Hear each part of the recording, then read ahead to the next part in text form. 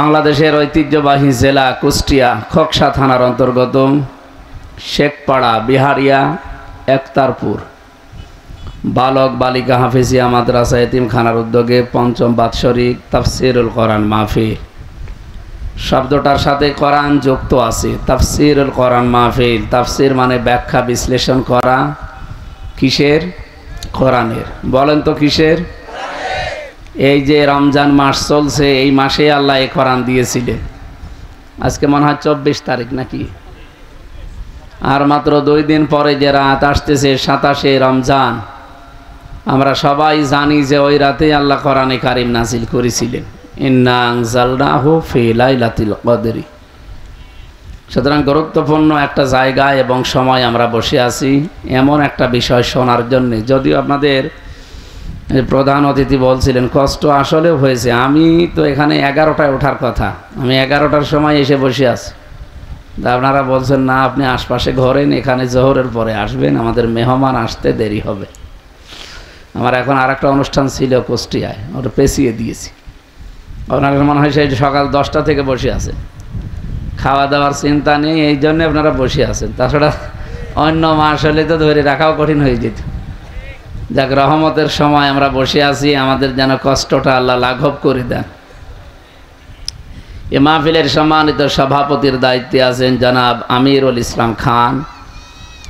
এ মাহফিলের প্রধান অতিথি বিশেষ করে কুষ্টিয়া জেলার কৃতি সন্তান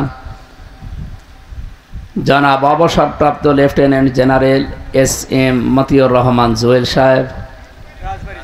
ও রাজবাড়ী জেলার মানুষ না? দামাত বারকাতুহুমুল আলিয়া। বিশেষ অতিথি জনাব আফজাল হোসাইন, সাবেক ভাইস চেয়ারম্যান কুমারখালী উপজেলা পরিষদ। প্রধান মেহমান আলহাজ আনোয়ার খান। বিশেষ মেহমান নজরুল ইসলাম, আমিরে জামাত খোকসা উপজেলা। সম্মানিত পরিচালক ইঞ্জিনিয়ার হাফেজ মাওলানা সাইদুল ইসলাম। এটা ব্যতিক্রম নাম। হাফেজ মাওলানা হওয়ার পরে ইঞ্জিনিয়ার বৈজ্ঞানিক হওয়া যায়, এটা আমাদের দেশে নেই। আমি বিশ্বের অন্যান্য দেশে গিয়ে এগুলো পেয়েছি। মিশরে যান, ওমানে যান, মালয়েশিয়া যান, কোরআনের হাফেজ পাশাপাশি ইঞ্জিনিয়ার, কোরআনের হাফেজ পাশাপাশি পাইলট। আমাদের দেশের শিক্ষা ব্যবস্থায় কালচারটা নেই। নবীজির সবগুলো কাজ আমাদের জীবনের জন্য সুন্নাত, আমাদের জীবনের জন্য কি? এটা আপনারা বিশ্বাস করেন বা শোনেন, মানেন, এরকম কিছু তো নাকি? আপনাকে ঘুমাচ্ছে? আমি জানি এলাকায় অনেক অমুসলিম আছে, তাহলে আপনারা তো আর না, আপনারা ঘুমালে হবে। ওনারা ধর্ম যেহেতু এটা নেই, ওনারা ঘুমাক। তারা আমরা বলছিলাম যে অন্যান্য দেশের কালচারে ওইটা মেলে, কিন্তু বাংলাদেশে এটা নেই। তারপরেও যেহেতু উনি হাফেজ মাওলানা, এরপরে এবার ইঞ্জিনিয়ার। আল্লাহ রাব্বুল আলামিন তার এই ছোট্ট গোলামকে যেন কবুল করেন, বলেন আমিন। আমাদের শিক্ষা ব্যবস্থা ওইভাবে তৈরি করা দরকার। নবীজির সব কাজ যদি সুন্নাহ হয়, তাহলে বিশ্বনবী নিজে কোরআনের হাফেজ ছিলেন না ছিলেন না? বলেন না কেন? না, আমরা উম্মত হিসাবে যে যেখানে আছি, নারী হোক পুরুষ হোক, আমাদেরও হাফেজ হওয়া দরকার। আমি কি বেশি বলে ফেললাম? এটা যেহেতু আমাদের দেশে নেই এই কালচারটা, আমি অন্যান্য দেশে গিয়ে পেয়েছি। ওমানে রিক্সা চালায় অথবা এই যে টেম্পো চালাচ্ছে, বাসে করে আমাদের নিয়ে যাচ্ছে, কোরআন শরীফ পড়ছে। জিজ্ঞাসা করলে নাম কি? আব্দুর রশিদ, নামের আগে হাফেজ। মানে একটা ড্রাইভার কোরআনের হাফেজ। এই জন্য এই নিয়মটা আমার মনে হয় পালন করা দরকার। শুধু হাফেজ না, কোরআনে কারিমকে বোঝারও ব্যবস্থা করা দরকার। আর এইটার জন্যই মনে হয় এলাকায় মাদ্রাসার প্রতিষ্ঠিত হয়েছে। এটা যেন যেভাবে দরকার ওইভাবে যেন। এটা কি খোকসা থানার ভেতরে না? হ্যাঁ, খোকসা থানার শেষের গ্রাম। আমার নিজের জন্ম এই জেলায় কুষ্টিয়া। বাংলাদেশ সহ বিশ্বের অন্যান্য জেলায় গেলে পরিচয় দিলে ভালো লাগে, কিন্তু ওই যে একটা জায়গা আছে বাংলাদেশে যেখানে গাঁজা খায় পুলিশ পাহারা দিয়ে, এই কারণে একটু কেমন কেমন লাগে। সারা পৃথিবীর মনে হয় একটাই নিরাপদ জায়গা যেখানে এই পুলিশরা পাহারা দিয়ে গাঁজা খাওয়ায়। ওই যে পুলিশ বসে আছে ওখানে, খাওয়া ওনাদের দায়িত্ব ওইটা। কিন্তু আমরা যারা খাই তাদের তো বিবেক নষ্ট হয়ে গেছে। নেশাদ্রব্য যত বিষয় আছে সরকার 0 টলারেন্স দিয়েছে, এরপরও এগুলো আসে কি করে? এতদিন যাই হোক এসেছে, এখন যেন আর না আসে। কারণ এতদিন যারা নিয়ে আসতো, আপনারা জানেন আমাদের পাশের প্রতিবেশী যারা, এখান থেকে সোনা, আমার বাংলাদেশ থেকে সোনা যায়, রূপা যায়, তামা যায়, ভালো ভালো জিনিসগুলো সব পাচার হয়ে যায়, আর ওখান থেকে আসে বাবা, ডাল, আর ওই যে গাঁজা। গাঁজা কি? আমি জেলখানায় ছিলাম 3টা বছর। একদিন জেলার এসে একজনকে দেখি পিটাচ্ছে। কি হয়েছে স্যার? বলছে এ শয়তান জেলখানার ভেতরে গাঁজা গাছ লাগিয়েছে। গাঁজা গাছ লাগালো কি করি? ওরে জিজ্ঞাসা করছে, তুই গাঁজার গাছ লাগালি, বীজ পেলি কোথায়? স্যার আমি কোর্টে গিয়েছিলাম, আমারও তো কিছু হিতাকাঙ্ক্ষী আছে। আসার সময় ওরা কিছু পোটলা দিয়েছিল, ওই যে পিছন ভ্যানে এভাবে ছুঁড়ে মারে, আমি একটা ধরেছিলাম। তো এই একটা ধরার পরে দেখি ওর ভেতরে কিছু বীজ আছে। এখন জেলে ঢোকার সময় তো পরীক্ষা করে ঢোকায়, এমনকি মেশিনে তুলে দেয়, স্ক্যান করে, কি করা যায়। তখন মুখের ভেতরে নিয়েছে, মুখের ভেতরে দাঁতের ওই মাড়ির কোণে এমনভাবে রেখেছে এই মেশিনে ধরা পড়েনি। ভেতরে নিয়েছে, ওই বোতল দেয় পানি খাওয়ার জন্য, বোতলের মুখ কেটে ফেলে দিয়ে ওখানে মাটি ভরাট করে ওর ভেতরে বীজ লাগিয়েছে। 2 মাস। বলছে স্যার দেখেন কত বড় হয়েছে। হিন্দু জেলার ছিল তো দেবদুলাল, উনি বলছে বেটা শয়তান, পুলিশ তোরে গাঁজা খাওয়ার কারণে জেলে দিল, তুই জেলের ভেতরে এসে গাঁজার গাছ লাগালি, তোরে তো স্বর্গে দেওয়া লাগবে। আমাদের সারা বাংলাদেশ সহ বিশ্বের এই একটাই নিরাপদ জায়গা, যেটা আমাদের জন্মভূমি কুষ্টিয়া, সেখানে পুলিশে পাহারা দিয়ে গাঁজা খাওয়াচ্ছে। এটা আমার মনে হয় বন্ধ হওয়া দরকার। বাংলাদেশে যেহেতু অনেক কিছু সংস্কার চলছে, এইটাও সংস্কার করে এখানে আল্লাহর ওলি যদি উনি হয়ে থাকে, ওনার কবরটা সংরক্ষণ করে রাখেন। মানুষ দেশ বিদেশ থেকে আসবে, ওনার আল্লাহর কাছে ক্ষমা চাবে। কি কথা বলেন? এখানে নবীজির মতো দামি কবর পৃথিবীতে আছে? তো ওনার কবরে এভাবে কে গাঁজা খায় কেউ? সুতরাং এইগুলো ইসলাম নয়। ইসলামের নাম নিয়ে যদিও তারা করে, আল্লাহ রাব্বুল আলামিন আমার এই দেশকে, আমার এই জাতিকে যেন রক্ষা করেন, বলেন আমিন। আমরা জানি আজকের প্রধান অতিথি যিনি আছেন এখানে, মতিউর রহমান জুয়েল সাহেব, উনি আমাদের বাংলাদেশে এখন যিনি সেনা প্রধান আছে, এই জায়গায় ওনার থাকার কথা ছিল, কিন্তু কপালে নেই। জালেমদের দুর্বিসন্ধির কারণে ওই জায়গায় যেতে পারেননি। আল্লাহ রাব্বুল আলামিন তাকে দুনিয়া আখিরাতে যেন আরো বড় মর্যাদা দান করেন। আমি তো বাস্তবতা শুনেছি এবং জানি উনি আমাদের এখন বাংলাদেশের সেনা প্রধান থাকার কথা। তো কপালটা মনে হয় আলহামদুলিল্লাহ।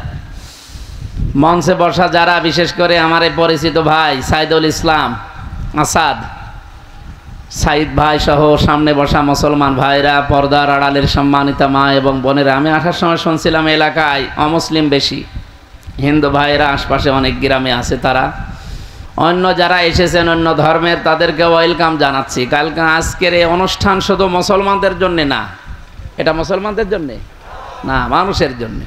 যেহেতু আপনারাও মানুষ, আশপাশে যদি এসে থাকেন আপনাদেরকে ওয়েলকাম জানাচ্ছি, আসেন। কোরআনে কারিম এটা যেহেতু সবার জন্যে, পৃথিবীর অন্যান্য ধর্মগ্রন্থের মতো না এটা, যে তাদের ধর্মীয় গুরু ঠাকুর পুরোহিত ছাড়া কেউ পড়তে পারবে না। না, কোরআন শরীফ সবার জন্য ওপেন।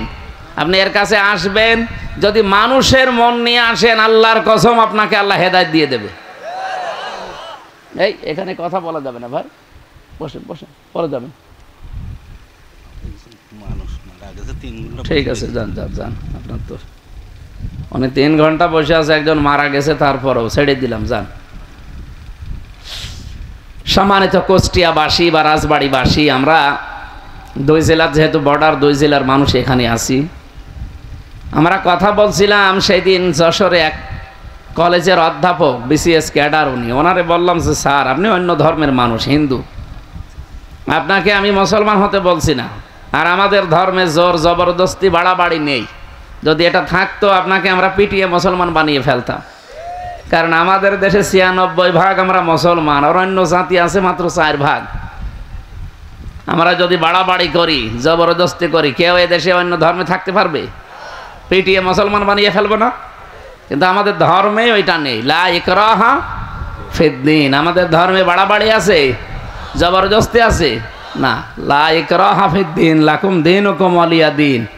আপনার ধর্ম আপনি পালন করেন, আমারটা আমি পালন করব, কিন্তু বাধা দেওয়া যাবে না। এই বাধা দেওয়ার সংস্কৃতি এতদিন ছিল। সামনে যদি এদেশে ইসলাম আসে, এই দেশে আর কোনো ধর্মের মানুষের অধিকার নিয়ে ছিনিমিনি খেলা হবে না, খেলতে দেওয়া হবে না। আলাকাদ কাররামনা বানি আদম, আমি বনি আদম সন্তানকে সম্মান দিয়েছি। আল্লাহ কি বলেছেন যে আমি মুসলমানকে সম্মান দিয়েছি? এই জন্য অন্য ধর্মের যারা আছেন ভয় পাবেন না, চিন্তায়ও থাকবেন না। আপনারা এই মুসলিম দেশে আমানত আমাদের কাছে। আমরা যতটুকু নিরাপদ তার চাইতে 100 গুণ বেশি নিরাপদে থাকবেন আপনারা। এতদিন জুজুর ভয় দেখিয়েছিল, ওই ভয়টা এখন কেটে যাবে ইনশাআল্লাহ। গোবিন্দ পরামানিক কয়েকদিন আগে ঘোষণা দিয়েছে, আপনারা শুনেছেন, আপনাদের হিন্দু নেতা উনি জানিয়েছে এই দেশে যদি ইসলাম আসে আমরা সবচাইতে বেশি নিরাপদে থাকতে পারবো। কারণ এটা আগস্টের 5 তারিখের পরে অলরেডি প্রমাণ হয়ে গেছে। এদেশের মুসলমানেরা মন্দির পাহারা দিয়েছে, মুসলমানেরা হিন্দুদের বাড়ি ঘর পাহারা দিয়েছে। এক কথা বলেন না কেন? কিছু মানুষ দুর্বিসন্ধি করে এই সংখ্যাগুরু এই নাম তৈরি করে রাজনৈতিক ফায়দা শুধু লুটেছে। এটা আর সামনে হতে দেওয়া হবে না, সেই পরিস্থিতি অলরেডি বাংলাদেশে তৈরি হয়ে গেছে। তা আমি কলেজের ওই অধ্যাপক, উনি শঙ্কর শিকদার, বললাম যে স্যার আপনাকে আমি জোর করি না, আপনি আমাদের ধর্মীয় গ্রন্থ একটু বুঝে শুনে পড়বেন। বাংলাটা আপনাকে দেয়, ইংরেজিটা দেয়, যে ভাষায় পারেন আপনি পড়েন।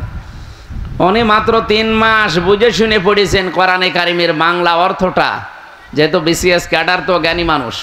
3 মাস পরে দেখি নিজের থেকে মুসলমান হয়ে গেছে। এই জন্য অন্য ধর্মের যারা আছেন আপনাদেরকে কোরআন শোনার জন্য আহ্বান জানাচ্ছি, ওয়েলকাম করছি। হাত্তা ইয়াসমা কালাম আল্লাহ সুম্মা আবলিগহু মা'মানা। আল্লাহ তাআলা বলেন, যখন মানুষ কোরআন শুনতে আসবে, যদি অমুসলিমও আসে, নিরাপদে শোনার ব্যবস্থা করে দেবেন, এবং শোনা হয়ে গেলে তারা যেন নিরাপদে বাড়ি যেতে পারে এই ব্যবস্থাও করা লাগবে। এ নির্দেশ কার? যেন আজকের এই অনুষ্ঠান শুধু মুসলমানদের। আরো জোরে বলেন, হাদা বায়ানুল লিন্নাস। আল্লাহ বলেন এটা মানুষের জন্য বায়ান। সুতরাং আমরা মানুষ পদবাচ্চে যারা বিবেচিত, আজকে যারা এখানে এসেছি, যেহেতু কষ্ট অনেক বেশি হয়ে গেছে আপনাদের, আর ঘন্টা খানিক কষ্ট করা যাবে না। এত খাওয়া দাওয়া নেই, এই জন্যে। খাওয়া দাওয়া থাকলে আমি শেষ করে দিতাম। রমজানে এখানে যারা আছে অন্য ধর্মের মানুষ বাদ দিয়ে সবাই রোজা আছে না নেই? রোজা নেই কারা? হাত তোলেন তো। ও, একজন, ঠিক আছে, অসুস্থ হতে পারে, অসুবিধা নেই। সবার যে রোজা রাখা লাগবে তা না। ফামান কানা মিনকুম মারিদান আও আলা সাফারিন ফাইদ্দাতুম মিন আইয়ামিন উখর।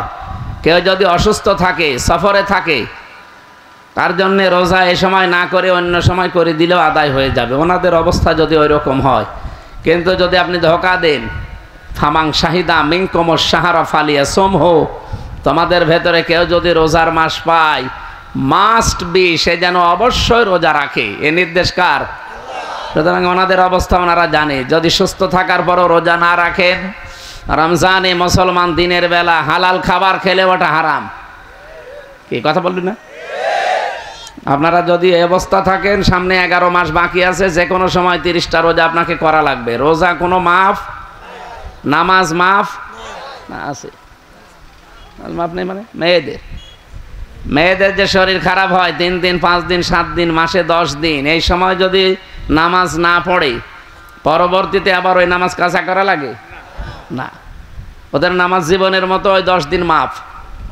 কিন্তু রোজা, এটা যদি এই 3 দিন, 5 দিন, 7 দিন করতে না পারেন, আপনার জন্য কিন্তু মাফ নেই।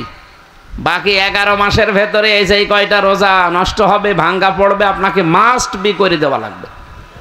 কত বড় গুরুত্বপূর্ণ জিনিস দেখেছেন আল্লাহর বিধান।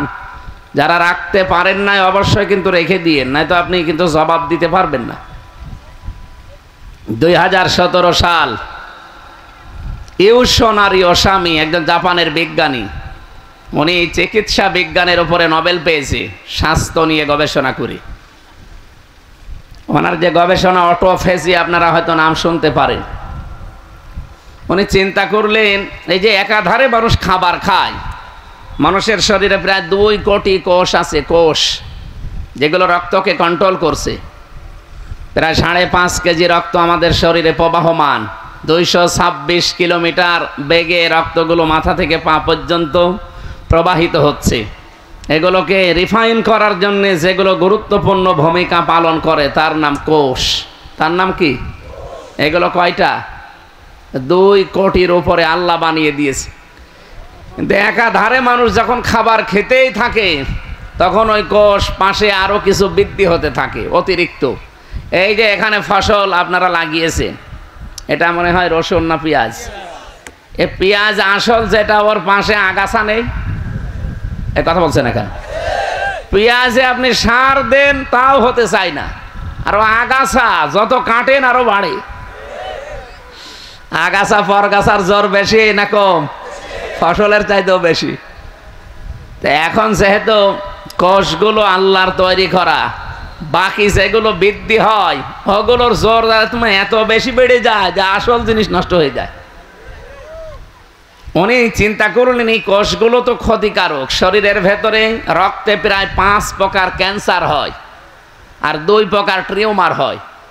এই অতিরিক্ত কোষগুলোর দ্বারা মানুষের ভেতরে এই 2টা ক্ষতির সম্ভাবনা সবচাইতে বেশি। একটা হচ্ছে হয় তার ক্যান্সার হবে রক্তে, অথবা টিউমার হবে। এই রোগ থেকে তো মানবতাকে বাঁচানো লাগবে, মানব জাতিকে। চিন্তা ভাবনা করে উনি এই অটোফেজি আবিষ্কার করেছিলেন। আমরা যেটাকে সিয়াম বা রোজা বলে ডাকি। উনি দিলেন যে 29 দিন থেকে 30 দিন যদি কেউ দিনের বেলায় 12 থেকে 14 ঘন্টা না খেয়ে থাকতে পারে, আল্লাহর তৈরি করা আসল কোষগুলো তখন ক্ষুধার্ত হয়ে যায়, ও তখন খাবার পায় না, ওই আশপাশে অতিরিক্ত বৃদ্ধি হওয়া কোষগুলো তখন খেতে আরম্ভ করে। 29-30 দিনে খেতে খেতে আপনাকে একেবারে সাবাড় করে সুস্থ করে দেয়। তখন ক্যান্সার এবং টিউমার থেকে আপনি বাঁচতে পারেন। চিন্তা করলেন এই তথ্যটা ধর্মীয় কোনো গ্রন্থে আছে কিনা দেখি। 257টা রাষ্ট্র আছে পৃথিবীতে, 4500 ধর্মের লোক আছে দুনিয়ায়। যে যে ধর্ম পালন করে প্রত্যেক ধর্মে আলাদা আলাদা ধর্মীয় গ্রন্থ আছে। আমরা যেমন মুসলিম, আমাদের ধর্মীয় গ্রন্থের নাম কি? বলেন বলেন। এরকম নাম করা 27টা ধর্মীয় গ্রন্থ এক জায়গায় করে মিলিয়েছেন, দেখি এই তথ্য পাওয়া যায় কিনা। সর্বশেষ তিনি পেয়েছেন কোরআনে কারিম, মুসলমানদের ধর্মীয় কিতাব, সূরা বাকারা 184 নম্বর আয়াতের শেষের অংশে আল্লাহ রাব্বুল আলামিন বলেন, ওয়াং তাসুমু খায়রুল লাকুম ইন কুনতুম তা'লামুন। তোমরা যদি রোজা রাখতে পারো, সিয়াম সাধনা আসতে পারো, তাহলে তোমাদের জন্য ভালো হবে, উপকার হবে। এই যে খায়রুল লাকুমের ব্যাখ্যা তিনি দিয়েছেন যে কি উপকার হয়। এখানে 27টা কারণ তিনি দিয়েছেন।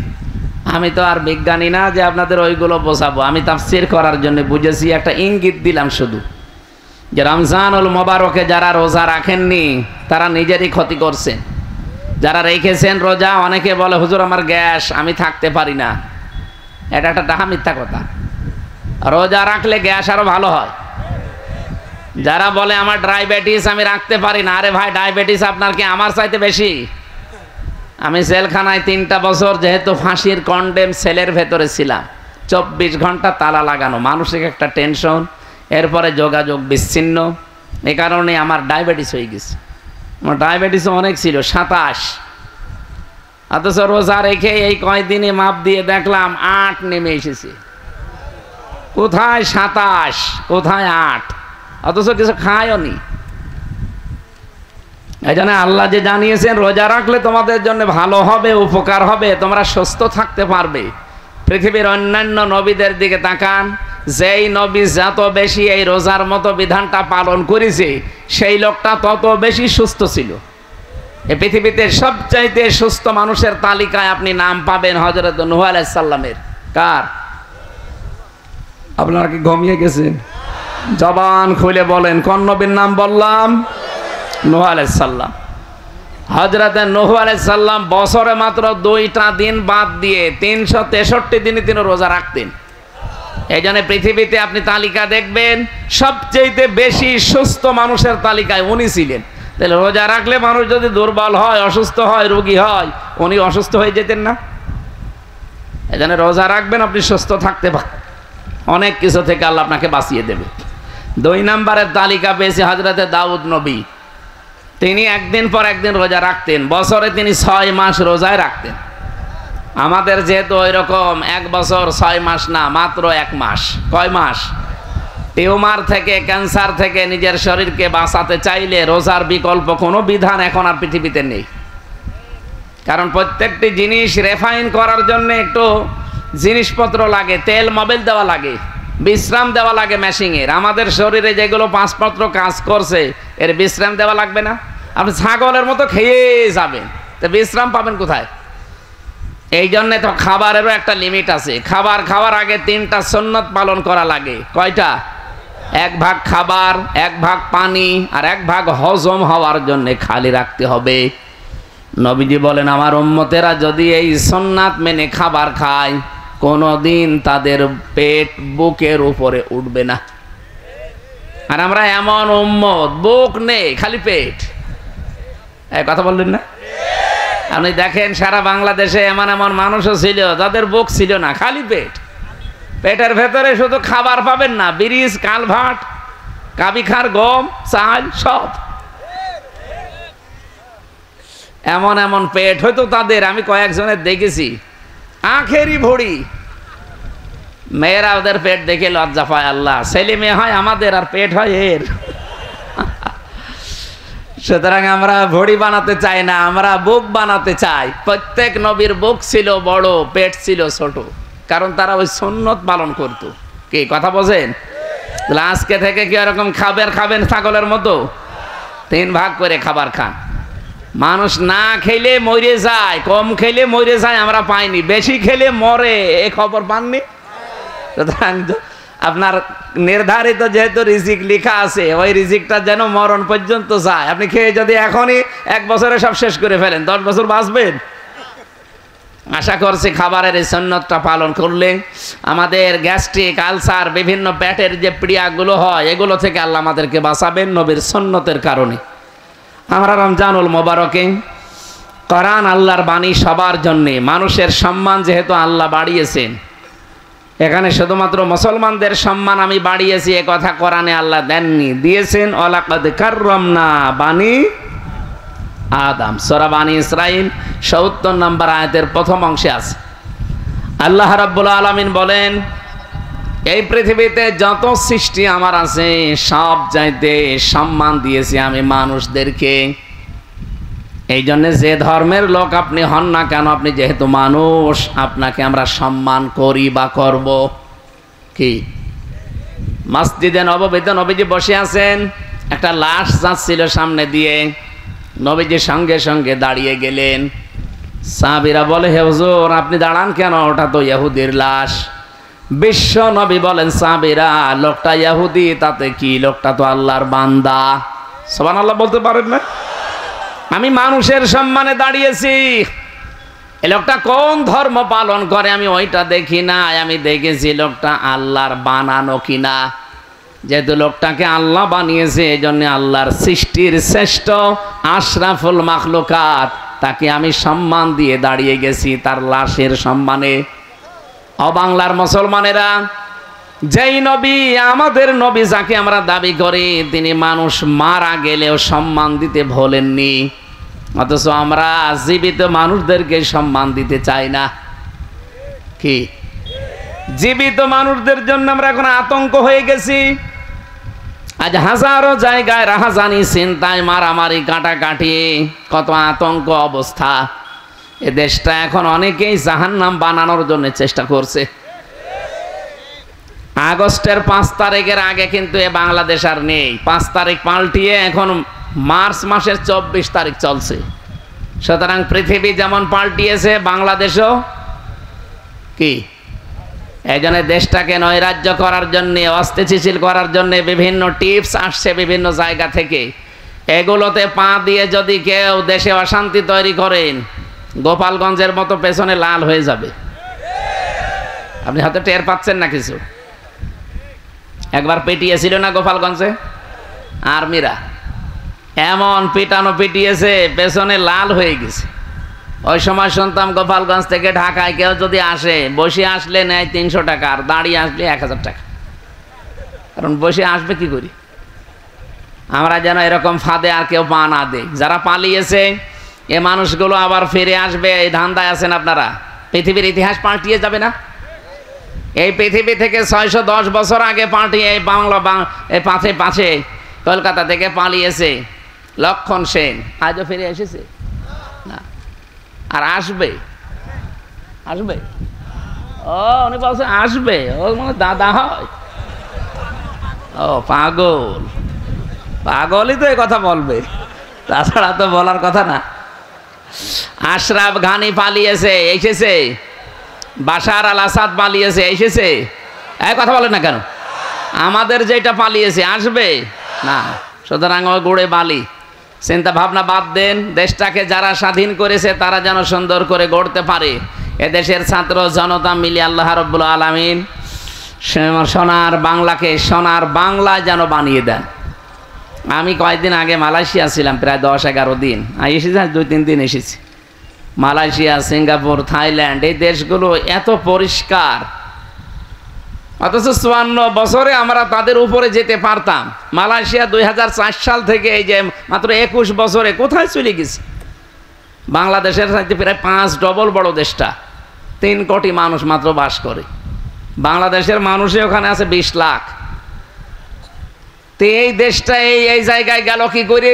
একটাই মাত্র কারণ আমি যা পেয়েছি, আইনের শাসন আছে আর দুর্নীতি নেই। তারা আপনাদের মতো টাকা পাচার করে নাই। এ বাংলাদেশও দাঁড়িয়ে যেত, 54 বছর লাগতো না। বাংলাদেশ 5 বছরে দাঁড়িয়ে যায় যদি শুধু টাকা পাচার বন্ধ হয়। দুর্নীতিটা যদি বন্ধ হয়ে যেত দেশে, যে যেখানে যার আইন আছে ওই আইন ফলো করছে, ঠিক ওই দেশটা দাঁড়িয়ে গেছে। আমার আল্লাহর কোরআনে আল্লাহ যে আইনগুলো দিয়েছিলেন, এগুলো যদি আজ দেশে কায়েম থাকতো আর আইনের শাসন যদি প্রতিষ্ঠিত থাকতো, এ দেশটা কবে বাংলাদেশটা পৃথিবীর মানচিত্রে দাঁড়িয়ে যেত। কিন্তু আমরা পারি নাই, খালি মেগা প্রকল্প দিয়েছি আর মেগা ডাকাতি করেছি। কে কথা বল? আপনি দেখেছেন এই রূপপুর পাবনা, এখান থেকে একজন মানুষ মাত্র, আমি নাম নিলাম না, ৭৬,০০০ কোটি টাকা একজন মানুষ নিয়েছে। একটা দরবেশ ছিল দেশে, মাথার চুল থেকে পা পর্যন্ত পুরাটা সাদা, ৩৬,০০০ কোটি টাকা চুরি করেছে। তো এইভাবে যদি এতগুলো টাকা কেউ চুরি করে, তে দেশটা দাঁড়াবে কি করে? এই জন্যে আমরা চাচ্ছি এমন ভাবে দেশটাকে দাঁড় করাতে যেন চুরি বন্ধ হয়। বলেন বলেন। আর চুরি বন্ধ হওয়ার জন্য যে আইন লাগবে, ওই আইনটা আল্লাহ কোরআনে ১৫০০ বছর আগে দিয়েছেন। আস-সারিকু ওয়াস-সারিকাতু ফাকতাউ আইদিয়াহুমা। আল্লাহ বলেন, চোর পুরুষ হোক নারী হোক, যদি সাক্ষ্য প্রমাণে ধরা পড়ে ওর হাত কেটে দাও। এই আইনটা যদি সে ৭১ সালে বাংলাদেশের সংবিধানে কায়েম করে দিতে পারতাম, সংসদে যদি জারি থাকতো, এই দেশে কত মানুষের হাত যে এভাবে ঝুলে থাকতো। কি কথা বললেন না? এই মানুষগুলোই বাংলাদেশের মানুষকে বোঝায় যেটা বর্বর আইন। আল্লাহর এই আইনকে তারা কি বলে? বর্বর আইন বলে। এই দেশে একজন বলেছিল, তিনি মারা গেছেন, সরঞ্জিত সেনগুপ্ত বাবু বলেছিল, মুসলমানদের কোরআনের এই আইনটা সূরা মায়েদার ৩৮ নম্বর আয়াত, এটা একটা বর্বর আইন। বলেন নাউজুবিল্লাহ। কেন বলেছিল? কালো বিড়াল ধরা পড়েছিল। কারণ ওনার হাত ওই সময় থাকার কথা, যদি এই আয়াতটা সংসদে থাকতো। এক কথা বলেন না কেন? আমার ছোট দাদা সৌদিতে থাকে, উনি আমারে বলছিল, হামজা আমি অজুখানায় দেখে একটা মোবাইল ঘড়ি পড়ে আছে। চিন্তা করলাম কেউ তো নিচ্ছে না, আশপাশে তাকিয়ে দেখলাম কেউ নেই, তুলে নিলাম। কিন্তু মনের ভেতরে ভয়, যদি কেউ ধরে ফেলে সিসি ক্যামেরা দিয়ে, তাহলে তো আমার কি কাটা যাবে।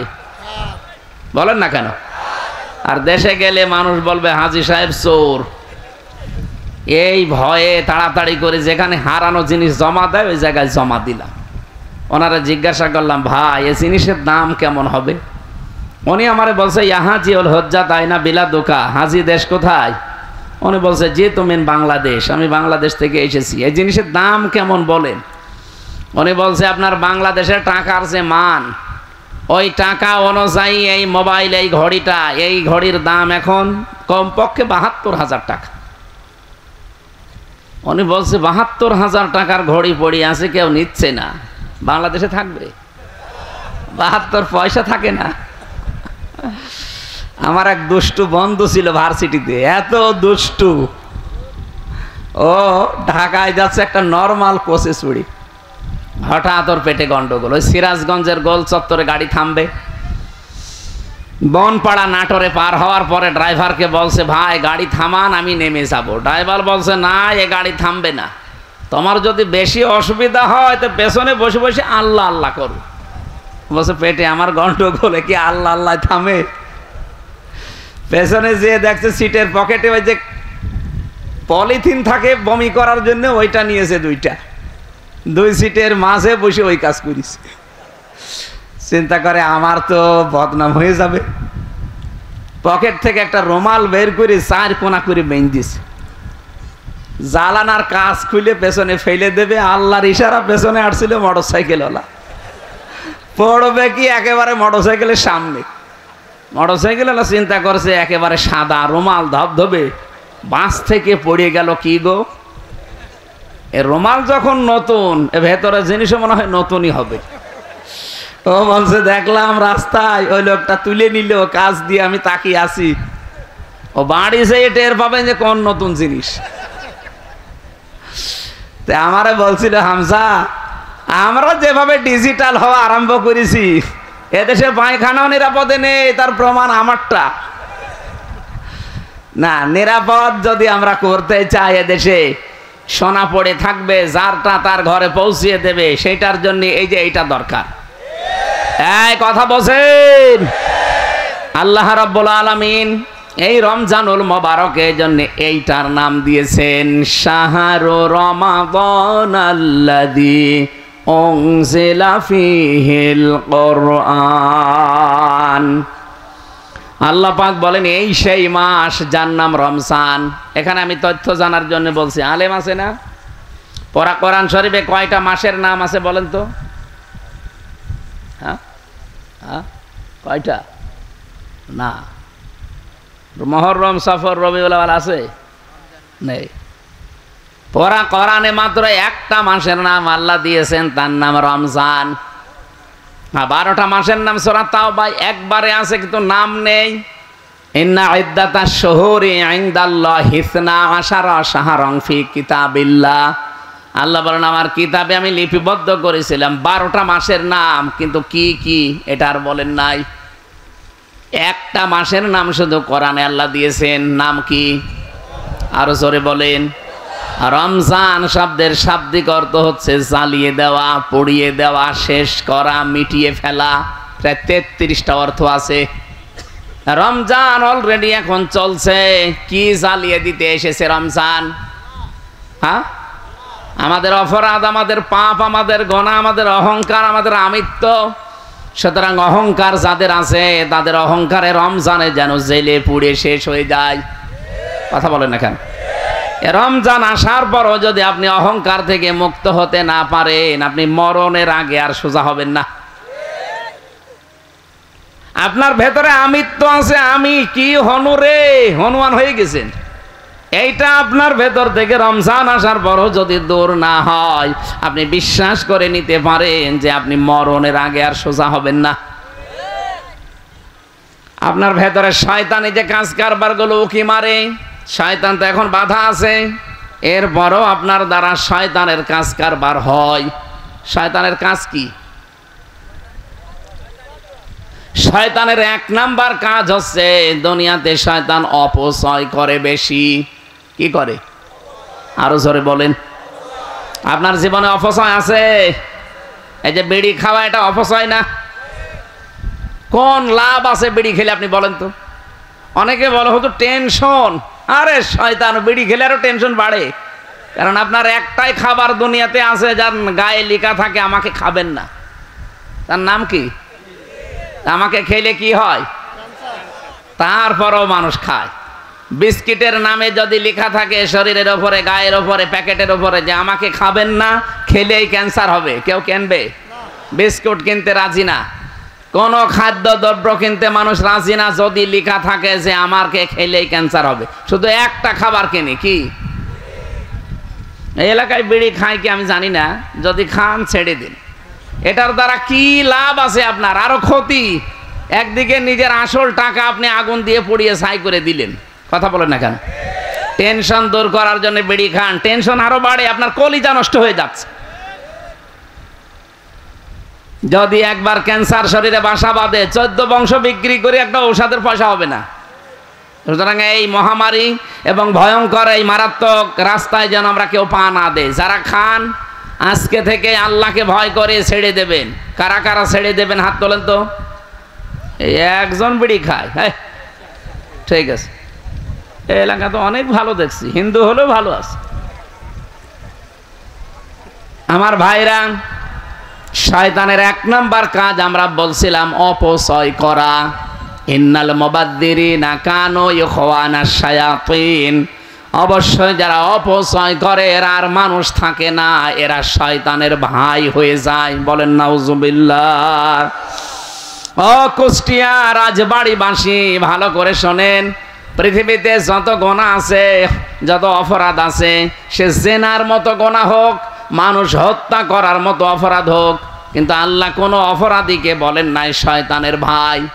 শুধু একটা অপরাধীকে আল্লাহ বলেছেন শয়তানের ভাই, সেটা হচ্ছে যারা, বলেন বলেন আরো জোরে বলেন। এই যে কত যুবক মানুষ আছে তারা অপচয় করে চোখের। চোখের অপচয় কি? এই যে মোবাইলে, কম্পিউটারে, ল্যাপটপে এমন এমন দৃশ্য দেখে যেটা চোখের অপচয়। না, এরকম দৃশ্য এলাকায় হয় না? কত মানুষ নিজের যৌবনকে নষ্ট করে ফেলছে এই সমস্ত উল্টা পাল্টা সিরিয়াল দেখে। সুতরাং আজকে থেকে অপচয় রোধ করা লাগবে। হ্যাঁ কথা বলছেন? যেটা নিজের সামনাসামনি মানুষ দেখলে আপনি লজ্জা পান আর নিজে নিজে দেখলে আনন্দ পান, এইটা থেকে বিরত থাকা লাগবে। এই মোবাইলে মানুষের এমন এমন দৃশ্য তৈরি করা আছে যেটা নিজে দেখলে আনন্দ পায় আর অন্য দেখলে লজ্জা পায়, শরম পায়। এমন দৃশ্য মোবাইলে নেই? যার আছে এখনই ডিলিট করেন, নাই তো আমি কিন্তু একজনের মোবাইল চাইবো। নেন, করেন করেন তাড়াতাড়ি, এক্ষুনি ডিলিট করা লাগবে। যেটা নিজে দেখলে আনন্দ পান, ভালো লাগে, অন্য দেখলে লজ্জা লাগে, এইটাই হারাম। এক্ষুনি এটা ডিলিট করেন আল্লাহর ভয়ে। দেখেন তো কেউ ডিলিট করছে কিনা। এমন একজনের মোবাইল এখান থেকে আমি চাবো না, লজ্জায় পড়ে যাবেন, তাড়াতাড়ি করেন। আমার এর ভেতরে বিশ্ববিদ্যালয় স্যারদের প্রায় 1000 লেকচার আছে। আমার স্যারদের লেকচার ছাড়া এখানে আর কিছু নেই। আর আপনার মোবাইলে তো শুধু কিরণমালা আর কটকটি। আশা করছি এটা ছেড়ে দেবেন ভাই। রমজান এসে যদি আপনি এই অপচয়গুলো বন্ধ করতে না পারেন, তা আপনি আবার কবে ভালো হবেন? আপনার কি গ্যারান্টি আছে যে কি একেবারে সেই 41 সাল পর্যন্ত আপনি বেঁচে থাকবেন? অনেকে তো ধারণা ছিল যে আমি যাই করি বেঁচে থাকবো, মনে আছে আজরাইলের সাথে কন্ট্যাক্ট নিস। তাছাড়া এই গ্যারান্টি সে দেয় কি করে যে আমার ভীষণ মিশন 41 সাল? 1 সেকেন্ডের যেখানে আমাদের গ্যারান্টি নেই, আর মানুষ দেয় কত সাল? আপনি কি কিছু বুঝলেন নাকি আন্দাজে? হ্যাঁ ঠিক আছে। অপচয় বন্ধ করা লাগবে। শরীরের অপচয়, সময়ের অপচয়, মন মানসিকতার অপচয় হচ্ছে আমাদের। অপচয় যেখানে, এ কাজটা মানুষের না, কার? শয়তানের। বলেন কার? 2 নম্বরে শয়তানের কাজ হচ্ছে অশ্লীলতা তৈরি করা। জান্নাত থেকে আদম আর হাওয়াকে শয়তান বের করে দেবে, এ উদ্দেশ্য শয়তানের ছিল না। শয়তানের প্রথম উদ্দেশ্য ছিল আদম আর হাওয়াকে উলঙ্গ করবে, তাদের লজ্জা স্থান দেখবে। বলেন নাউজুবিল্লাহ। সুতরাং আজ যারা যৌনতা ছড়াতে ভালোবাসেন, নিজের গোপন অঙ্গগুলো মানুষকে দেখে আনন্দ পান, ভালো লাগে, আপনার শান্তি লাগে, আপনি বুঝবেন আপনি আর মানুষ নেই, আপনাকে শয়তান দখল করে ফেলেছে। আজকের জুয়েল সাহেব যদি বাড়িতে যে সালাম দেন, ওনার স্ত্রী বের হয়ে বলছে শোরের বাচ্চা, ওনার রাগ হবে না? জ্ঞানী মানুষ হলে রাগ করার কথা না। চিন্তা করবে আমার শিক্ষিতা বউ, একটা ধার্মিক মেয়ে, ভালো বংশের মেয়ে আমি বিয়ে করলাম, কোনোদিন আমার মুখের ওপরে চোখ তুলে কথা বলে না বউ, আর আজকে আমি ভালো বুঝে সালাম দিলাম, আমারে গালি দেয়, তাও খারাপ গালি, শুকুরের বাচ্চা বলে। অবশ্যই আমার বউরে জিনে ধরেছে। কিসে ধরেছে? কারণ স্বাভাবিক নেই। স্বাভাবিক থাকলে তো মুখের ওপরে চোখ তুলে কথা বলাও সম্ভব না, আর গালি দেয়। আপনি রমজান পেয়েছেন, কোরআন পেয়েছেন, অশ্লীলতা যদি ছাড়তে না পারেন, আপনি বিশ্বাস করেন আপনি কিন্তু আর মানুষ নেই, শয়তান আপনাকে দখল করে নিয়েছে, এখন আপনি নিজেই শয়তান হয়ে গেছেন। কারণ শয়তানের কাজ অশ্লীলতা ছড়ানো, যৌনতা ছড়ানো। এই কথা বলেন না কেন? যারা নিজের বউ, মেয়ে, বেটার বউ, বোন, মা, এদের সুন্দরী চেহারাকে মানুষকে দেখিয়ে শান্তি পান, আপনি সত্যি বিশ্বাস করেন আপনি দাজ্জুস, আপনি শয়তান। একটু সুন্দর হলে আরো সুন্দর করে সাজায়, বিউটি পার্লারে নিয়ে সাজিয়ে মোটরসাইকেলে নিয়ে যায় খোকসায়, মানুষকে দেখায় যে জিনিস আমার আছে। তো জিনিস আপনার আছে, আমি কি করব বলেন? আপনার জিনিস আপনি দেখবেন। এই কথা বলে না কেন? এই কাজ বন্ধ হওয়া লাগবে ভাই। রমজান এসেছে আমাদেরকে সংযমী করার জন্য, পরিবর্তনের জন্য। এই সমস্ত পরিবর্তনগুলো যদি 11 মাস আপনি পরিবর্তনের সিস্টেম নিতে না পারেন, তো রমজান এসেই যাবে, রমজান চলে যাবে, আপনার কিছুই হবে না। কি কিছু হবে না? হবে না। শয়তানের আরো কাজ আছে। শয়তান হচ্ছে অহংকারী। আমার যতটুকু ধারণা, যারা এই 2024 সালের 5 আগস্টে পালিয়ে গেছে, একটা মাত্র কারণ, তারা অহংকারী ছিল। এক কথা বলেন না কেন? আপনি একটা জায়গা দেখান তো যেখানে তারা অহংকার করে নাই। ইউনিয়নের মেম্বার থেকে শুরু করে একেবারে সংসদের যিনি দায়িত্বে, প্রত্যেকটি জায়গায় দেখেন যে যেখানে ছিল সেখান থেকে তার ক্ষমতার অহংকার দেখিয়েছে। কেউ বসেছিল এই এলাকায়? কেউ বসেছিল? একটা চেয়ার পেলেই মনে হচ্ছে চেয়ারের গরমে এসে, যে যখন চেয়ারে থাকে সে তখন গিয়ারে থাকে। এই যে আমি এখন চেয়ারে আছি না, আমিও গিয়ারে আছি। স্যার এখন চেয়ারে আছে না, উনিও গিয়ারে আছে। কিন্তু চেয়ারে যারা বসে তাদের স্মরণ করা দরকার, পৃথিবীর কোন চেয়ার স্থায়ী না। কথা বলেন না কেন? যেখানে যে চেয়ারে বসেন না কেন, সঙ্গে সঙ্গে আগে মনে রাখবেন যে আমাকে এখান থেকে ওঠা লাগবে। আমি এই যে বসলাম, চেয়ার আমাকে কিন্তু কানে কানে বলেছে যে বেশি সময় না, মাত্র 1 ঘন্টা 1.5 ঘন্টা, এরপরে নেমে যাওয়া লাগবে। কি কথা বলেন না কেন? কারণ এরপরে এমন এমন ব্যস্ততা, এমন এমন শিডিউল করা আছে যেখানে যাওয়াই লাগবে। যদি এখন শুরু হওয়ার কথা কুষ্টিয়া শিল্পকলা, সেটা বাদ দিয়ে এখানে করছি, এখানে 1-1.5 ঘন্টা লস হলে ওখানে যে ওঠা লাগবে না? ওই চেয়ারে বসে কি আমি একেবারে রাত 10টার মধ্যে থাকতে পারবো? মাগরিবের পর আমার আর একটা অনুষ্ঠান আছে। যে চেয়ারেই বসে, পৃথিবীর কোন চেয়ার কারো জন্য স্থায়ী, একটা চেয়ার স্থায়ী, শুধু হাসিনারটা না। ও তো চেয়ারে হারিয়ে ফেলিস। কোনটা? আল্লাহ বলেন আসমান জমিন পরিব্যাপ্ত একটা চেয়ার আছে। ওই চেয়ার কার? ওই চেয়ারের কোনো পরিবর্তন নেই। সুতরাং একটা বাদ দিয়ে পৃথিবীর কোন চেয়ার যেহেতু স্থায়ী না, চেয়ারে বসলেই লাভ দেওয়া যাবে না। আজ কিছু মানুষ নতুন নতুন চেয়ার পেয়েছে তো পাগল হয়ে গেছে, মনে হচ্ছে কি হনরে হনুমান হয়ে গেছে। চেয়ার থেকে যে কিছুক্ষণ পরে নামা লাগবে ওইটা আর মনে নেই। সুতরাং অহংকার যারা করেন, সে চেয়ারের হোক, টাকা পয়সার হোক, যারই হোক, অহংকার এটা মানুষের না শয়তানের? আরো জোরে বলেন। শয়তান অহংকার করেছিল জান্নাতের ভেতরে। হযরত আদম আর হাওয়াকে সেজদা দেওয়ার জন্য আল্লাহ আদেশ দিয়েছিল, বলেন না আনা খায়রুম মিনহু খলাকতানি মিন নারি ওয়া খলাকতাহু মিন তিন। তুমি আমাদেরকে আগুন দিয়ে বানিয়েছো আর ওদেরকে বানিয়েছো মাটি দিয়ে। আগুনের কাজ উপরে ওঠা, মাটির কাজ নিচে যাওয়া। সুতরাং উপরের জিনিস নিচের জিনিসের কাছে মাথা নত করতে পারে না। এটা বিজ্ঞানের সাথেও মেলে না, মোস্ট আনসাইন্টিফিক। বলেন নাউজুবিল্লাহ। আল্লাহকে যুক্তি দেখাচ্ছে। আল্লাহ রাব্বুল আলামিন এই অহংকারের কারণে এত বেশি রেগে গেলেন, তাকে আল্লাহ ওই দিন থেকে 2টা জিনিস থেকে বঞ্চিত ঘোষণা দিলেন যে কোনোদিন তোকে আমি 2টা জিনিস দেব না। কয়টা? বলেন বলেন। ক্বালা ফাহবিত মিনহা ফামা ইয়াকুনু লাকা আন তাতাকাব্বারা ফিহা ফাখরুজ ইন্নাকা মিনাস সাগিরিন। সূরা আরাফের ভেতরে আছে আল্লাহ পাক বলেন শয়তানকে ওই দিন আমি দুইটা জিনিস থেকে বঞ্চিত করে দিয়েছি। এক নম্বরে বললাম কোনোদিন তোকে আমি জান্নাতে দেব না, দুই নম্বরে কোনোদিন তোকে আমি আল্লাহ ক্ষমা করব না। এই জন্য পৃথিবীতে যারা অহংকারী তাদেরকে আল্লাহ দুইটা জিনিস কোনোদিন দেবেন না। এক নম্বরে তাদের মাফ নেই, দুই নম্বরে তারা জান্নাত যাবে না। কথার অর্থ বোঝেন আপনি? আমাদের ভেতরেও যদি কারো এই রোগ এসে যায়, তৈরি হয় যে আপনি অহংকার আছে ভেতরে, সে লেখাপড়ার অহংকার হোক, টাকা পয়সার হোক, চেহারার হোক, বংশের হোক, প্রভাব প্রতিপত্তির হোক, ক্ষমতার হোক, যে কোনো অহংকার যদি কারো ভেতরে বাসা বাঁধে, কয়টা জিনিস সে বঞ্চিত হবে? আরো জোরে আর একবার বলেন, আর একবার।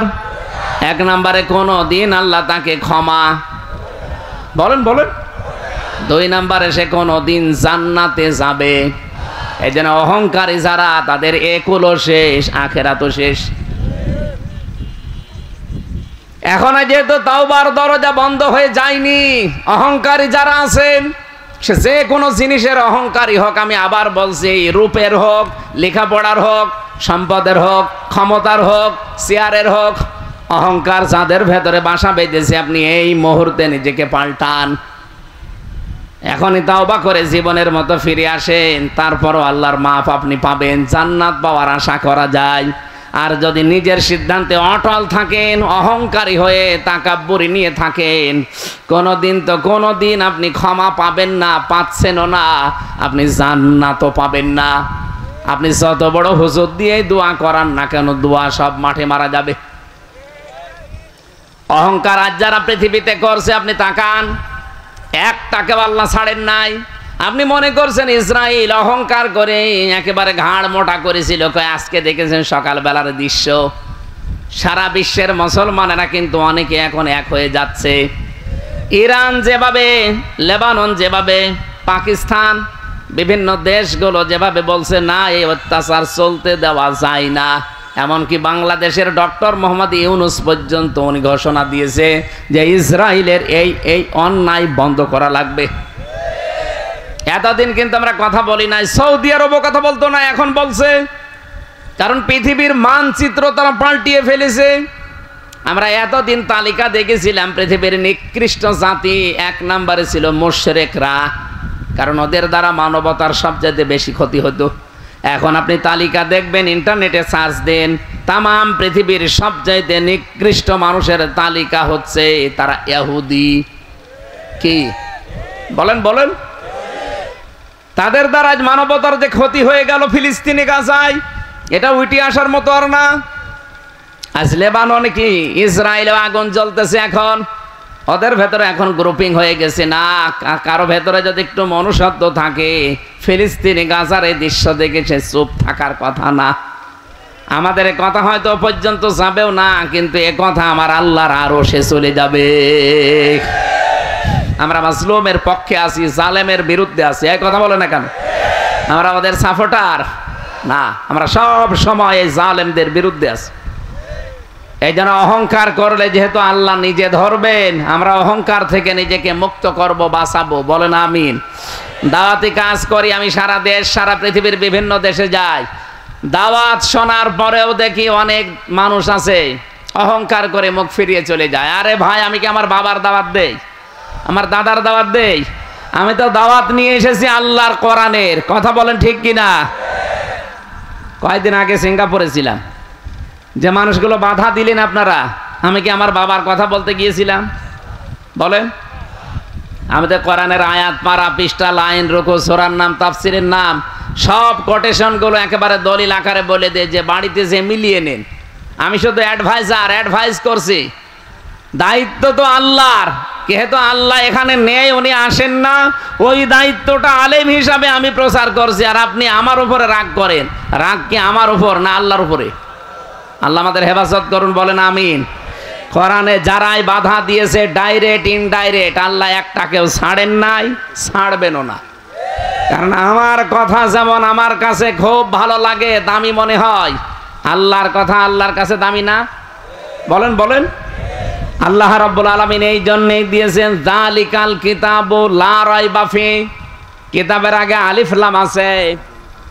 রব্বুল আলামিন বলেন এই একটা মাত্র কিতাব আমি দুনিয়ায় পাঠালাম যেটা মানুষ, যেটার ভেতরে কোনো ভুল নেই, সন্দেহ নেই, অবকাশ নেই। কিতাবের আগে আলিফ লাম দেওয়ার 2 নাম্বার কারণেই পৃথিবীতে একটা মাত্র কিতাব আছে যে কিতাব মানুষকে হেদায়েত দিতে পারে। বলেন সুবহানাল্লাহ।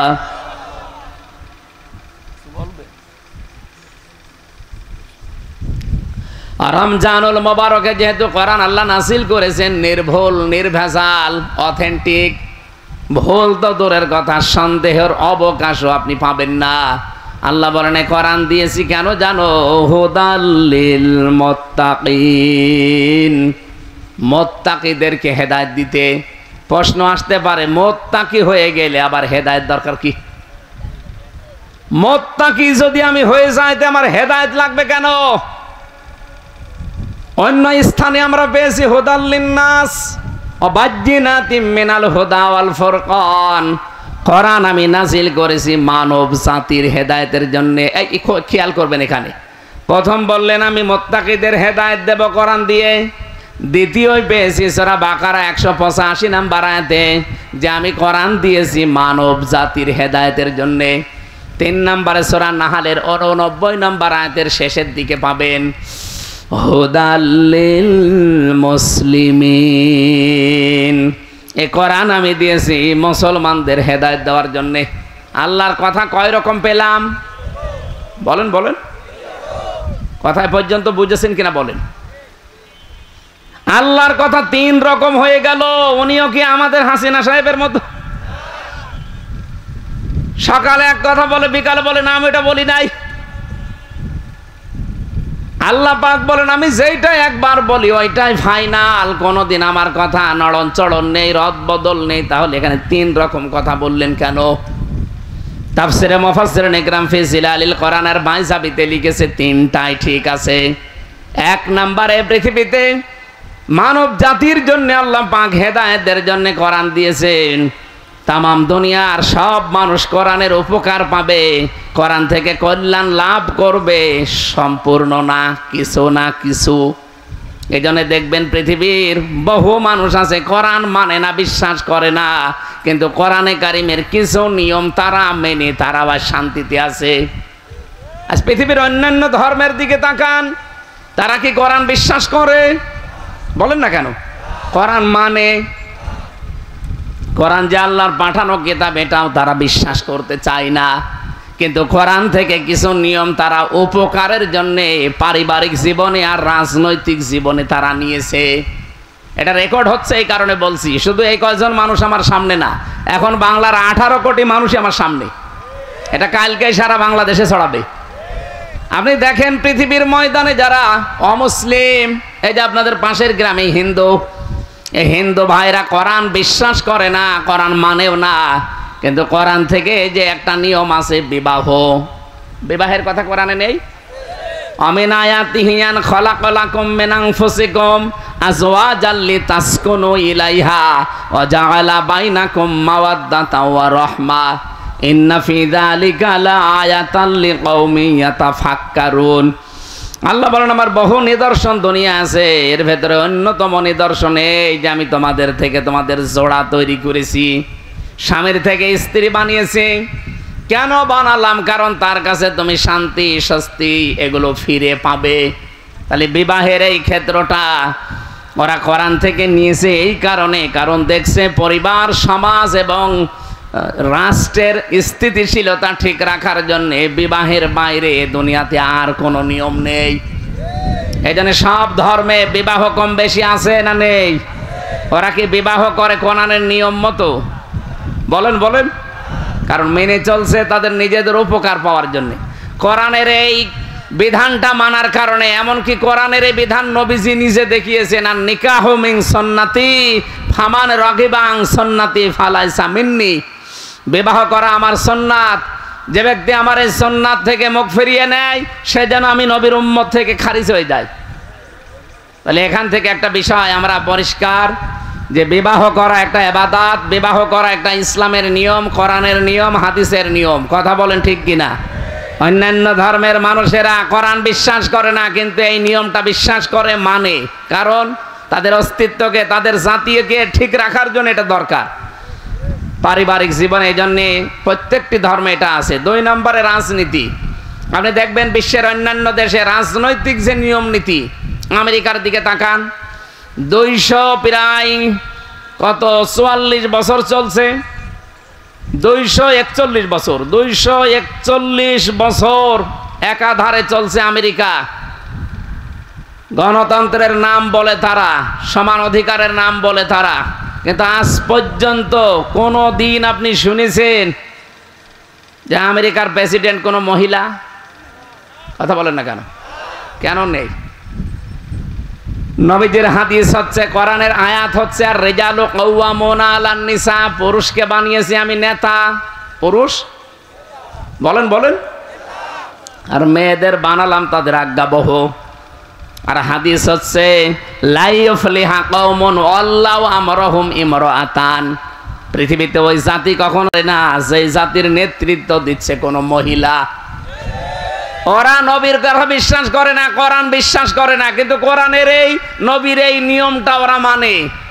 এই জন্য আজ পর্যন্ত 241 বছর পার হয়ে চলে যাচ্ছে, কোনদিন ওরা আমেরিকায় মেয়ে লোককে প্রধানমন্ত্রী বানায়নি। এক কথা বলেন না কেন? ওরা জাতে মাতাল হলো তাহলে ঠিক আছে, কারণ জানে সফল হতে হইলে মেয়েদেরকে সামনে দেওয়া যাবে না। কিন্তু আমরা জাতেও মাতাল, তালেও মাতাল। কি কথা বলেন না কেন? এই 54 বছরে দেশটা স্বাধীন করেছে কি, দেশ চালিয়েছে পুরুষ মানুষ বেশি না মহিলা? নবীর এই হাদিস যদি আপনি না মানেন সফল হতে পারবেন? ওরা মেনে নিয়েছে। দেখেন, ট্রাম্পের মতো একটা মানুষকে প্রধানমন্ত্রী বানিয়েছে, কমলা হ্যারিসের মতো এত বড় শিক্ষিতা মেয়েকে তারা দায়িত্ব দেয়নি, কারণ জানে মুহাম্মদ রাসূলুল্লাহর কথা ওরা বিশ্বাস করে না, মানেও না, কিন্তু বাস্তবে দেখেছেন চুরি চুরি করে মানতেছে, কারণ জানে যে মেয়েরা আসলে উলট পালট হয়ে যাবে, এ দেশের অস্তিত্ব আর থাকবে না। কারণ মেয়ে লোকের বুদ্ধি যতই হোক পুরুষের অর্ধেক। কি কথা বলে না কেন? এটাকে আমার বানানো, বিজ্ঞান এখন আবিষ্কার করে দেখাচ্ছে মেয়ে লোককে আল্লাহ পুরুষের অর্ধেক বুদ্ধি দিয়েছে। এই জন্য আমরা আরো পেছিয়ে যাই। আমরা উপরে যেতে পারতাম যদি 54 বছরে পুরুষ মানুষ আমাদের দায়িত্বে থাকতো এবং ওটা যদি আল্লাহওয়ালা হতো। কথা বলেন ঠিক কিনা? হযরত ওমর আল্লাহওয়ালা ছিলেন না? এক কথা বলেন না কেন? এই যে রোজার যে 27টা শিক্ষা পাওয়া যায়, তার ভেতরে অন্যতম শিক্ষা হচ্ছে রোজা জবাবদিহিতা তৈরি করে দেয়। বাংলাদেশে 1628 জন মানুষ দায়িত্বে ছিল। এই 1628 জন মানুষ যদি হযরত ওমরের মতো দায়িত্ববান হতো, জবাবদিহিতা এইটা তৈরি করতে পারতো রমজানের রোজার দ্বারা, এ দেশটা জান্নাত হয়ে যেত। খলিফাতুল মুসলিমিন হযরত ওমর দেশের প্রধান, উনি একটা হিসাব করছিলেন, বাতি জ্বালিয়ে লম্প জ্বালিয়ে।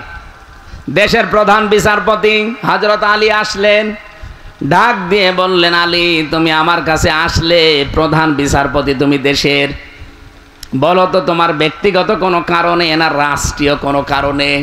হযরত আলী বললেন, না আমি রাষ্ট্রের কোনো বিষয় নিয়ে আসি নাই, এসেছি আমার নিজের ব্যক্তিগত পারিবারিক জীবনের একটা সমস্যা আপনাকে জানাতে। উনি সঙ্গে সঙ্গে বাতিটা লিভিয়ে দিলেন। হযরত ওমরের বাতি লেভানো দেখে হযরত আলীর মন খারাপ হয়ে গেল, যে কি আমি দেশের প্রধান বিচারপতি, আমাকে দেখে আরো বাতি জ্বালাবে কি, আরো লিভিয়ে দিল। হযরত ওমর বললেন, আলী রাগ করবেন না, আমি কিন্তু আপনাকে জিজ্ঞাসা করেছি প্রথমে যে আপনি এসেছেন কেন। আপনি যদি বলতেন যে আমি রাষ্ট্রের কাছে এসেছি, তাহলে আমি বাতি জ্বালিয়ে রাখতাম, কারণ আমি যখন হিসাব করছি এই হিসাবটা রাষ্ট্রের জনগণের তেল পুড়িয়ে আমি রাষ্ট্রের হিসাবে ব্যস্ত আছি। আপনি এসে পারিবারিক জীবনের গল্প করবেন আর রাষ্ট্রের তেল পুড়তে থাকবে, আমি কিয়ামতে জবাব দেব কি? হযরতে আলী বলেন, কথাটা শোনার পরে আগে যে রাগ হয়েছিল এখন যেন শ্রদ্ধা ভক্তি আমার আরো 100 গুণ বেড়ে গেল। যে মানুষ এত সেনসিটিভ থাকতে পারে, এত সেন্সিয়ার থাকতে পারে নিজের দায়িত্ব সম্পর্কে, যে একজন প্রধান বিচারপতি এসেছে দেশের, তার সাথেও গল্প করতে রাজি না রাষ্ট্রের সম্পদ নষ্ট করি। বাংলাদেশে যদি এরকম মানুষ আমরা 1628 জন পেতাম, এ দেশটা মিনি জান্নাত হয়ে যেত। রমজান কিন্তু ওইটা শিক্ষা দেওয়ার জন্য এসেছিল, কিন্তু ওই রকম মানুষকে আমরা 54 বছরে পেয়েছি না। মানে মাওলানা মতিউর রহমান নিজামী রহমতুল্লাহ আলাই মন্ত্রণালয় চালিয়েছে বাংলাদেশে, দুইটা মন্ত্রী চালিয়েছে উনি নিজে। দায়িত্ব পালন করার পরে 36 টাকা বেশি ছিল, টাকাটা রাষ্ট্রের কোষাগারে ফেরত দিয়েছে। নেই মানে আলী হাসান মোহাম্মদ মুজাহিদ রহমতুল্লাহ আলাইহে, এই মানুষটাও মন্ত্রী ছিল, একটা টাকা দুর্নীতি খুঁজে পায়নি অণুবীক্ষণ যন্ত্র দিয়ে। মানুষ নেই মানে ওইরকম মানুষ দেখতে হবে না। আপনি যদি দরবেশের মতো মানুষ দেন, তো 36,000 কোটি টাকা চুরি করবে। একজনের শুনলাম 620টা বাড়ি ভূমি মন্ত্রীর, কিন্তু বাড়িতে একটাও এখন থাকতে পারেন না। কানাডায় বাড়ি বানিয়েছেন, মালয়েশিয়া বাড়ি বানিয়েছেন, সিঙ্গাপুরে। যেখানে যেখানে গেলাম দেখি হোটেলে উঠেছে, ওই সাহেব পাড়া বেগম পাড়ায় ওঠে না। যেই হোটেলে উঠলাম, হোটেলের নিচতলায় এসে একটু ঘরব, দেখি 2 শয়তান বসে আছে। কি এখানে কি বলছো? হুজুর আমরা আগে পালিস। কেন? দেশে থেকে মার খাবো। কেন? সাহেব পাড়া বানিয়েছেন, বেগম পাড়া, ওখানে থাকবেন না? ওখানে থেকে মার খাবো। এই দেশে বাঙালি আছে না? যদি দেখে সাহেব পাড়ায় আছি মালয়েশিয়াতে, পিটিয়ে ভর্তা বানিয়ে ফেলবো। এই জন্যে এসেছি চুরি করে থাকি, কোনো জায়গায় যাই না। কয়দিন থাকবেন এভাবে চুরি করে? কেন এ কাজ করতে গেলেন? যদি হযরত ওমরের মতো দায়িত্বটা পালন করতেন, মরণ পর্যন্ত বাংলাদেশের দায়িত্বে থাকতে পারতেন। কথা বলেন না কেন? কি হবে এত টাকা দিয়ে আপনার? এখন 620টা বাড়িয়ে বানিয়েছিলেন, কি করলেন? একটাও তো থাকতে পারলেন না। এখন থাকা লাগছে ভাড়া করা হোটেলে। এই জন্য হুদাল্লিল মুত্তাকিনের ব্যাখ্যা করার জন্য আমি যেহেতু এ পর্যন্ত এসেছিলাম, খুব খেয়াল করে শুনবেন। কোরআন থেকে হেদায়েত নিবে দুনিয়ার মানুষেরা, আখিরাতে এই মানুষগুলো আর হেদায়েত পাবে না, উপকারও পাবে না, কল্যাণও পাবে না। দুনিয়ায় যারা নিচ্ছে তারা পাবে। 2 নম্বরে মুসলমানেরা আরেকটু বেশি পাবে কোরআন থেকে উপকার, হেদায়েত। এই জন্য আমরা একটু বেশি বেশি মানি, একটু উপকারও পাই। 3 নম্বরে সবচাইতে বেশি কল্যাণ পাবে, হেদায়েত পাবে, উপকার পাবে দুনিয়ার আখিরাতে যারা মুত্তাকি। তাহলে 3টা কথাই আল্লাহ ঠিক আছে, যদিও 3 রকম মনে হচ্ছে। কোরআন থেকে 1 নম্বরে কিছু না কিছু ফায়দা পাবে মানুষেরা। 2 নম্বরে কোরআন থেকে ফায়দা আরেকটু বেশি পাবে মুসলমানেরা। 3 নম্বরে সবচাইতে বেশি উপকার পাবে কারা? বলেন। মুত্তাকিরা উপকার পাবে দুনিয়ার আখিরাতে মিলে। আমরা এবার কোরআন থেকে আপনাদের ব্যাখ্যাটা শোনাচ্ছি, কি উপকার পাবে দুনিয়ার মুসলমানেরা। রব্বুল আলামিন জানিয়েছেন 1 নম্বরে উপকার হচ্ছে, আল্লাহ পাক বলেন, আল্লাহ নিজে তাকওয়া যারা অর্জন করবে, কোরআন থেকে যারা হেদায়েত পেয়ে মুত্তাকি হবে, আল্লাহ নিজে তাদেরকে ভালোবাসবেন। কালকে বলবেন ইন্নাল্লাহা ইউহিব্বুল মুত্তাকিন, অবশ্যই আমি আল্লাহ মুত্তাকিদেরকে ভালোবাসি। বলেন সুবহানাল্লাহ। মানুষ অনেক প্রেমিকার ভালোবাসা পাওয়ার জন্য জীবন শেষ করে দেয়। কি এই যে 14ই ফেব্রুয়ারি 1 বছর ধরে ধরে টাকা গোছায় যে 14ই ফেব্রুয়ারি প্রেমিকাকে ফুল কিনে দেবে ভালোবাসা দিবসে। এখানে যারা মুরব্বী তারা তো সব বসবেন না, যুবক মানুষ টের পায়। কি আনন্দ, আবেগ, আগ্রহ নিয়ে ফুল কিনে নিয়ে দাঁড়িয়ে থাকে সকিনার জন্যে। একটা মানুষের ভালোবাসা পাওয়ার জন্য যদি এত শ্রম দেওয়া লাগে, কষ্ট করা লাগে, আল্লাহ বলেন যদি মুত্তাকি হতে পারো আমি আল্লাহ নিজে তোমাদেরকে ভালোবাসবো। সুবহানাল্লাহ বলতে পারেন নাই? 2 নম্বরে আমি পেয়েছি সূরা বাকারা, ওয়া'লামু আন্নাল্লাহা মা'আল মুত্তাকিন। আল্লাহ পাক বলেন আমি নিজে মুত্তাকিদের সঙ্গে থাকবো। বলেন সুবহানাল্লাহ। শুধু ভালোবাসবো তা না, আমি নিজে তাদের সঙ্গী হয়ে যাব। 3 নম্বরে কোনো মানুষ যদি তাকওয়া অর্জন করে, মুত্তাকি হতে পারে, যত রকমের চক্রান্ত আছে দুনিয়াতে তার বিরুদ্ধে, ওই চক্রান্তকে আল্লাহ নিজে নস্যাৎ করে দেবেন। বলেন সুবহানাল্লাহ। ইসলামে দেশে যারা অ্যাক্টিভ ভাবে মেনে চলে, তাদের উপরে যত ষড়যন্ত্রের খড়গ হস্ত যত রকমের দুর্বিসন্ধি হয়, চক্রান্ত হয়, সবগুলো থেকে তার নিজের বাঁচা সম্ভব না। বাঁচায় কে? বলেন বলেন। এই 15.5 বছরে ইসলামের অস্তিত্ব থাকার কথা ছিল না, যত রকমের ষড়যন্ত্র আরম্ভ হয়েছিল। বাঁচিয়ে রেখেছেন কে বলেন তো? 4 নম্বরে পেয়েছি, মুত্তাকি যারা হবে তাদের আমল আল্লাহ নিজেই কবুল করে নেবেন। ইন্নামা ইয়াতাকাব্বালুল্লাহু মিনাল মুত্তাকিন। সূরা মায়েদা 27 নম্বর আয়াতের শেষের দিকে আছে। আমি দলিলগুলো লম্বা করছি না, কারণ আমার ওই অনুষ্ঠানটা ধরা লাগবে। এখানে আমার 11টায় ওঠার কথা, সেখানে অনেক সময় হয়ে গেছে। 5 নম্বরে রিজিকের দরজা আল্লাহ খুলে দেবে, এটা সূরা আরাফের 96 নম্বর আয়াতের প্রথম অংশে আছে। 6 নম্বরে তাকে পেরেশানি থেকে আল্লাহ মুক্তি দান করবেন, সূরা তলাকের 2 নম্বর আয়াতে আছে।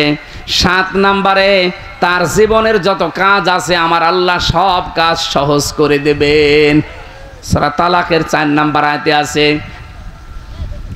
8 নম্বরে আল্লাহ পাক বলেন, কোন মানুষ যদি তাকওয়া অর্জন করতে পারে ওর পেছনের যত গুনাহ ছিল সব আল্লাহ মাফ করে দেবে। সূরা আনফালের 29 নম্বর আয়াতের মাঝের অংশে আছে। 9 নম্বরে জান্নাতুন নাঈম আমার আল্লাহ তাকে দান করবেন। সূরা কলমে ইন্না লিল মুত্তাকিনা ইনদা রাব্বিহিম জান্নাতিন নাঈম 34 নম্বর আয়াত। এরকম 9টা আছে কোরআনে, আর হাদিসে আছে 27টা। আর এই তাকওয়া যদি কেউ অর্জন করতে চায় তাকে দুনিয়ায় 4টা কাজ মাস্ট বি করা লাগবে। কয়টা বলেন বলেন? 1 নম্বর আল খাউফু মিনাল জালিল, আল্লাহকে যেভাবে না দেখে বিশ্বাস করেন, না দেখে ওইভাবে ভয় করা লাগবে। 2 নম্বরে আল আমালু বিত্তানজিল, কোরআনের আমল দুনিয়ায় করা লাগবে। কিসের আমল? কোন বাবা কি করেছে, কোন দাদা কি করেছে ওই আমল না, কিসের আমল? কোরআনের। 3 নম্বরে আল কিনায়াতু বিল কলিল, অল্পে তুষ্ট থাকার মন বানানো লাগবে। এইটা আমাদের নেই। যত আসে আরো বেশি চাই, যত আসে আরো বেশি চাই না। যতটুকু আল্লাহ আপনাকে দিয়েছে মনে করবেন এর চাইতে বেশি হলো আপনার ক্ষতি, এর চাইতে কম হলো আপনার ক্ষতি। সুতরাং অল্পে তুষ্ট থাকার এই মন তৈরি করা, এটা তাকওয়া মুত্তাকি মানুষদের 3 নম্বরে গুণ। 4 নম্বরে আল ইস্তিদালু লিয়াউমির রহি, আখিরাতের পুঁজি তৈরির জন্য সচেষ্ট হওয়া। এই যে 4টা এই কাজগুলো দুনিয়ায় যারা করবে এই মানুষগুলোকে আমার আল্লাহ তাকওয়া দান করবেন। তাকওয়া হলে লোকটা হবে মুত্তাকি। মুত্তাকির জন্য এই 9টা পুরস্কার দুনিয়ায়, আর আখিরাতে কয়টা? 27টা। বলেন কয়টা? যেহেতু আমরা সময় আর পাচ্ছি না, মাত্র 10 মিনিট আছে, আমার ওই অনুষ্ঠানটা ধরা লাগবে। আমি আজকের মতো শেষ করে দিচ্ছি। আগামী থেকে সময়টা মেনটেন করবেন। আজকে শুধু স্যারের কারণে আমি আর কিছু বলতে পারলাম না। আমি চলে যেতাম, 11টায় এসেই চলে যেতাম। আপনারা খালি বললেন স্যার আসছে 4টা ঘন্টা আমার কেটে গেল। আগামী থেকে আবার আসবো এই জেলা, এই যে পাশে খোকসা, ওই আব্দুল্লাহ হুজুরের ওই জায়গার নাম কি? শিমুলিয়া, আমলাবাড়ি। আবার শিমুলিয়া একটা মাহফিল নিয়েছি, শিমুলিয়া, ওখানে আসবো ইনশাল্লাহ রাতের বেলা। রাত আমার যেখানেই মাহফিল পাবেন, রাত 8:30 থেকে 9টায় উঠবো, 10:30 11টায় মাহফিল শেষ করে দেবো। আমরা সাবজেক্ট আকারে কথা বলবো, বিভিন্ন জায়গায় দেখা হবে ইনশাল্লাহ। আল্লাহুম্মা আমিন। লা ইলাহা ইল্লা আনতা সুবহানাক ইন্নী কুনতু মিনাজ জালিমিন। আল্লাহুম্মা গফিরলি ওয়ারহামনি ওয়াহদিনি ওয়াফিনি ওয়ারযুকনি ইয়া রাব্বাল আলামিন। আল্লাহ তাআলা কোরআনে কারিমের অনুষ্ঠানে দিনের বেলায় রোজা রাখা অবস্থায় কোরআনের কিছু কথা আমরা শুনেছি। যতটুকুই শুনেছি বুঝে আমল করার তৌফিক দাও। মাহফিলের সম্মানিত সভাপতি খান সাহেবকে কবুল করো। প্রধান অতিথি আল্লাহ পাশের জেলা রাজবাড়ির সন্তান জোয়েল সাহেবকে মেহেরবানি করে মঞ্জুর করো।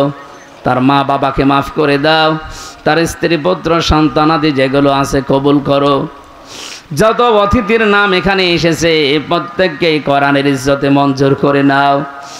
এই যে নবীর ঘর, মাদ্রাসা, যত প্রয়োজন আছে আল্লাহ তুমি সব হাওয়ায়েজ পূরণ করে দাও। তোমার বান্দা হাফেজ মাওলানা ইঞ্জিনিয়ার মানুষ সাইদুল ইসলাম যে উদ্যোগ নিয়েছে, এলাকার মানুষের দিল মনে দিকে ঝুঁকিয়ে দাও। কোরআনে কারিমের আলো, হাদিসের আলো না থাকলে এলাকা অন্ধকারে ছেয়ে যাবে। আল্লাহ তুমি এলাকার মানুষকে এই বুঝ দাও। এখানে যারা লেখাপড়া করে এদের মেধা স্মৃতি খুলে দাও।